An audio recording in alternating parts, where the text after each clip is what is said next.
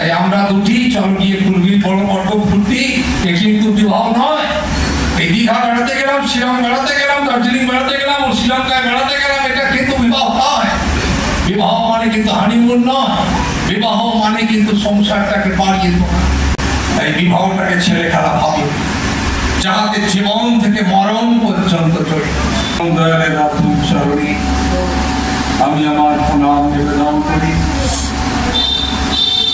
উপস্থিত যাজক অধৈর্য দাতা মণ্ডলী, তাদের প্রতি আমি আমার শ্রদ্ধা নিবেদন করি। আমার বয়োজ্যেষ্ঠ যারা রয়েছেন তাদের প্রতি শ্রদ্ধা নিবেদন করি। তৎসহ উপস্থিত প্রত্যেকের জন্য পরম পিতার চরণে দীর্ঘ নিরোগ সুস্থ ইষ্টময় জীবন প্রার্থনা।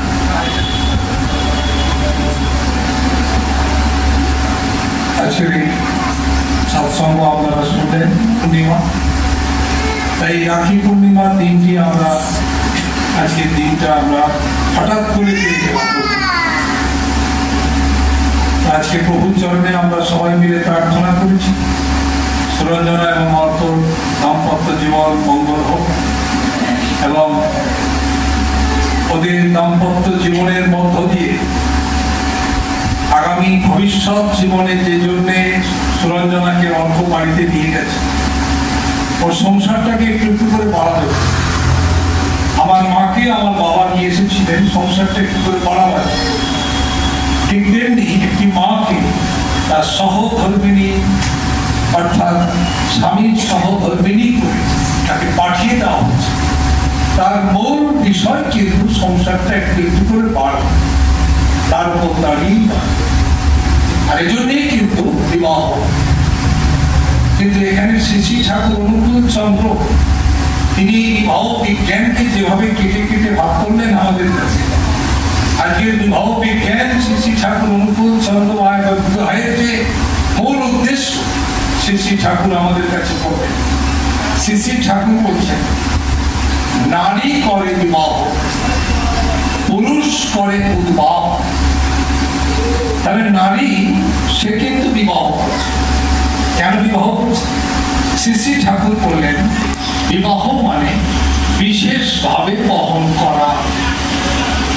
বিশেষভাবে যদি বহন করা হয় বিবাহ, তাহলে আজকে অর্ক এবং সুরঞ্জনার যে বিবাহ, আমার সুরঞ্জনা তার বাবা মা গোত্র বংশ সব ছেড়ে দিয়ে অর্কর হাত ধরে এই মুখার্জি বাড়িতে কিন্তু পৌঁছে গেছে। ও বাড়ির আজকে বউ হয়েছে, ওদের বংশকে রক্ষা করবে, ওদের বংশকে বহন করবে, ওদের কৃষ্টি এবং সংস্কৃতিকে বহন করবে। এই সমস্ত জন্যেই ও কিন্তু ওর স্বামীর সঙ্গে চলে।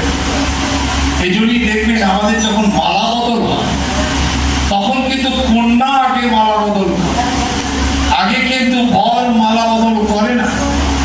আমরা জানি না বলে তাই অর্থাৎ বিয়ের সময় আনন্দে থাকি, ফুর্তিতে থাকি, তখন বুঝে উঠতে পারি। বিয়ের দিন ভাবছি যে নতুন বউকে দেখবো, বউ ভাবছে স্বামীকে দেখবো। এই আনন্দ আর ফুর্তির মধ্যে আমি গত কদিন আগে একটা বিয়ে দিতে গেছি।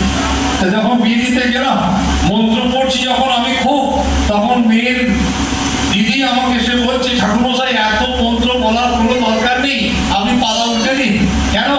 এখন কিন্তু ফুর্তির দিন এসছে, এত মন্ত্রের দিন আছে, আপনি সব মন্ত্র ফন্ত্র বন্ধ করুন, এখন আমরা একটু ফুর্তি করবো, ফটো তুলবো ছাদের উপর গিয়ে। আর আপনি আমার এই ফোনকে নিয়ে এখন আটকে রেখেছেন, আরো 2-3 ঘন্টা যা আমি আরম্ভ করেছি। আমি দিলাম সমস্ত পাতাগুলো উল্টে, লাস্টে দক্ষিণান্ত করে দিলাম। মেয়ের কি খুশি, জামাই কি খুশি এবং মেয়ের পরিবার সবাই খুব খুশি। কেন? এবার আনন্দ আর ফুর্তি করবে। আনন্দ আর ফুর্তি করবার জন্য বিবাহ বলেই আজকে কিন্তু দেখবেন ছোট লোকের জন্ম হয়েছে, ভদ্রলোক কিন্তু আর পাওয়া যাবে, ভদ্রলোক কিন্তু আর দেখতে পাওয়া যাচ্ছে। সব দুনিয়াময় ছোট লোকে ভরে গেছে। এই ভদ্রলোক জন্মায় কোথায়? ভদ্রলোক জন্মাবে মায়ের পেটে, আবার ছোট লোকও জন্মাবে কিন্তু মায়ের পেটে।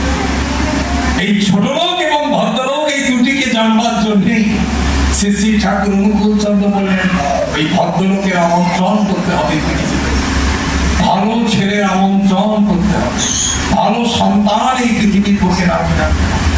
এই ভালো সন্তান এই পৃথিবীর বুকে নামিয়ে আনতে গেলে সুরঞ্জনা বিবাহ করেছে অর্ককে।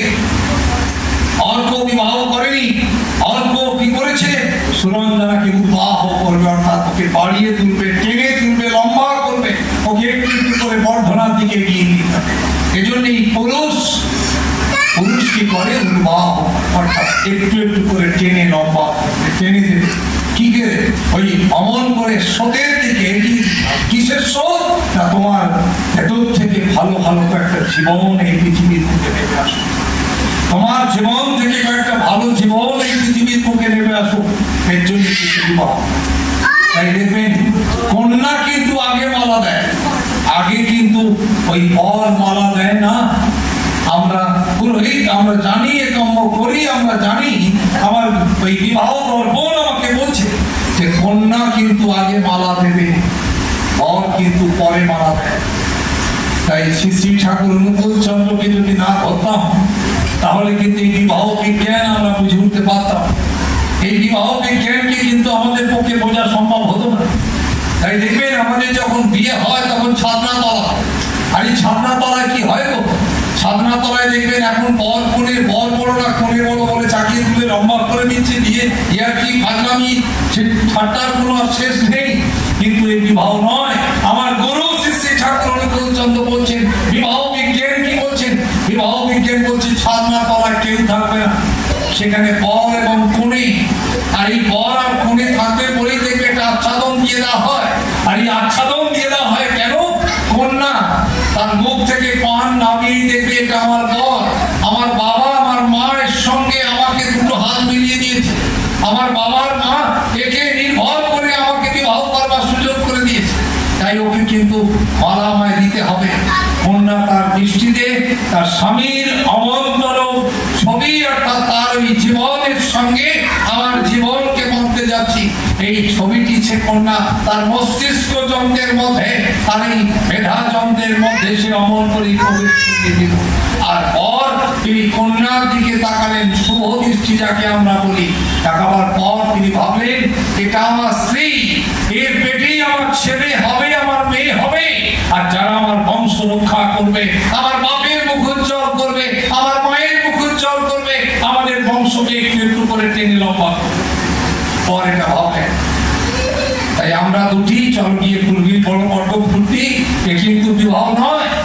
এই দীঘা বেড়াতে গেলাম, শিলং বেড়াতে গেলাম, দার্জিলিং বেড়াতে গেলাম, ও শ্রীলঙ্কায় বেড়াতে গেলাম, এটা কিন্তু বিবাহ নয়। বিবাহ মানে কিন্তু হানিমুন নয়। বিবাহ মানে কিন্তু সংসারটাকে বাড়িয়ে তোলা। বাড়াবে কি দিয়ে? বাড়াতে গেলে তোমার জীবনে আদর্শ প্রয়োজন। এগুলো মানবে কে? এগুলো মেনে নেবে কে? এগুলো মানিয়ে নিতে পারবে কে? যার জীবনে আদর্শ আছে সেই কিন্তু একমাত্র পারবে এটাকে মানিয়ে। তাই বিবাহটাকে ছেলে খেলা ভাবে, যাহাতে জীবন থেকে মরণ পর্যন্ত জড়িত। এই কথাগুলো শুনবার জন্য আজকে মানুষের মস্তিষ্কও নেই, ব্রেন ডিস্টার্ব হয়ে গেছে আমাদের। কেন? মোবাইল আমাদের ব্রেনটাকে সব কেড়ে ফেলেছে। এই মস্তিষ্কে আর নতুন করে কিছু ঢুকছে না। খালি কি ঢুকছে? কেমন করে পেট চালাবো, কম্পিউটার শিখবো, একটু আইটি সেক্টরে চাকরি করবার জন্য একটু যোগ্যতা তৈরি করব, কিন্তু আমি পুরুষ, আমি কেমন করে পুরুষ হতে পারি, আমি নারী কেমন করে অহংকারী একজন নারী হতে পারি, আমি বলতে পারি। তাই দেখবেন পুরুষোত্তম শ্রী শ্রী ঠাকুর অনুকূল চন্দ্র বলছেন, একটি মা সে কি কম বড় নাকি? একটি মা কি কম বড় নাকি? ওই মায়ের পেটে ছেলেও হয়, মেয়েও হয়। শ্রী শ্রী ঠাকুর বলছেন, আমার একটা বান্ধবী ছিল, তার নাম ছিল কালী। আর একদিন কালীকে দেখে বললাম, হ্যাঁ রে কালী, তোর কপালে সিঁদুর কেন? তোর হাতে শাখা পলা কেন? কালী আমাকে বললে, জানিস অনুকূল, আমার বিয়ে হয়ে গেছে। শ্রী শ্রী ঠাকুর বলছেন, ওই কালী ঠাকুরের বান্ধবী, তিনি বলছেন, কালী অনুকূল আমার বিয়ে হয়ে গেছে।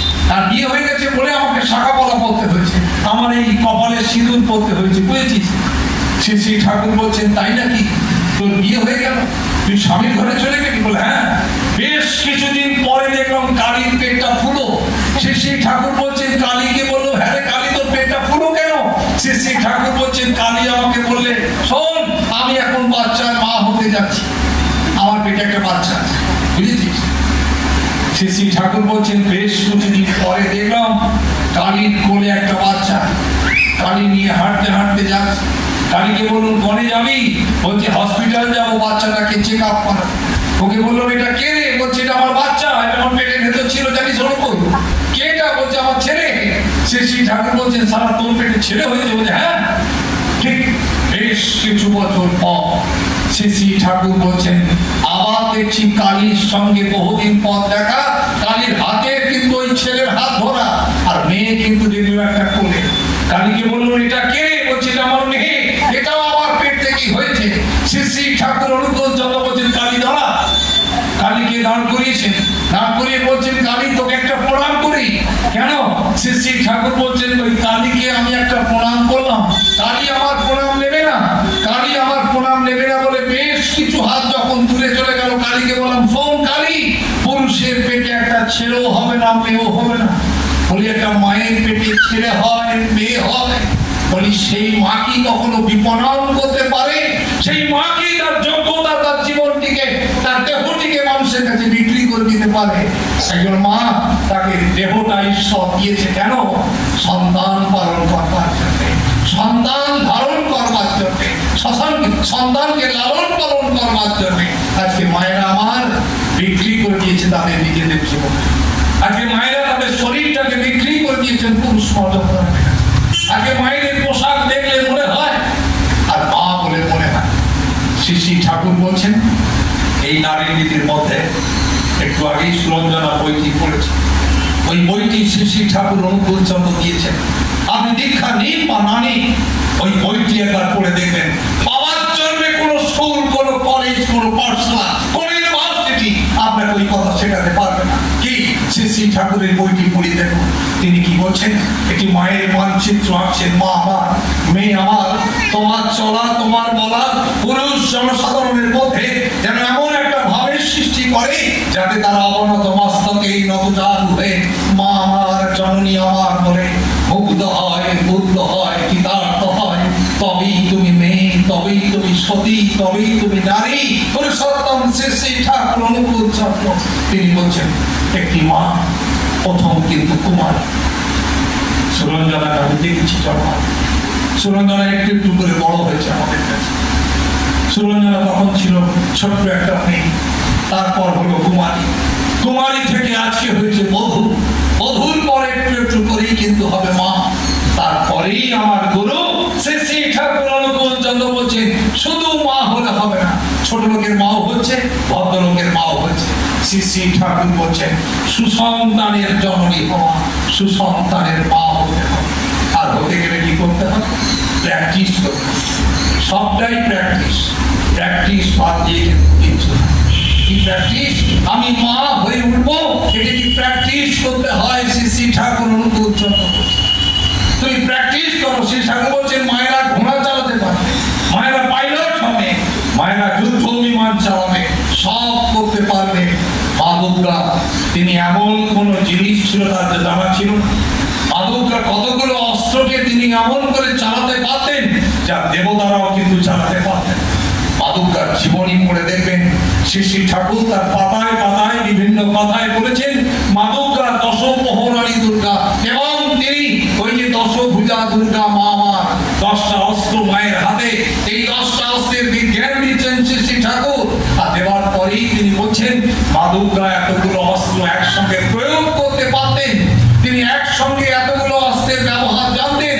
তাই তার পেটেই কিন্তু জন্মেছিল দুর্গা, পেটেই কিন্তু লক্ষ্মী, সরস্বতী, কার্তিক, গণেশ জন্মগ্রহণ করছে, যাদেরকে আগে সারা পৃথিবী পুজো করে।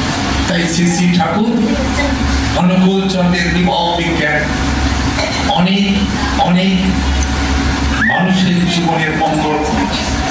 আবার এই বিজ্ঞানকে যারা ফেল করে দিয়েছে, এই বিজ্ঞানকে যারা নস্বাত করেছেন, তাদের জীবন কিন্তু দুর্বিষহ।